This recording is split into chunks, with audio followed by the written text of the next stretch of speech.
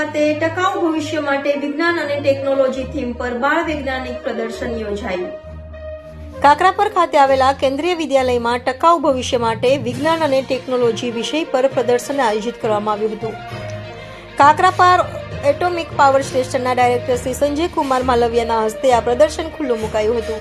Caps 1-2ના director Shri Ajay Bhole તેમજ human resource હેડ PS તોમરે ખાસ હાજરી આપી હતી। 2 દિવસીય પ્રદર્શનમાં આંતરરાજ્ય એઈસીએસની 30 જેટલી વિદ્યાલયોમાંથી 235થી વધારે બાળ વૈજ્ઞાનિકોએ 190થી વધારે પ્રદર્શની રજૂ કરી અને શિક્ષણ સહાયક સામગ્રીના 33 પ્રદર્શન રજૂ કર્યા। સંજય કુમાર માલવિયા શાળાના ઉપાચાર્ય શ્રીમતી શાંતિ વિરેન્દ્ર કુમાર અને શ્રીમાન યશ લાલા ઉદ્ઘાટન સમારોહમાં હાજર હતા।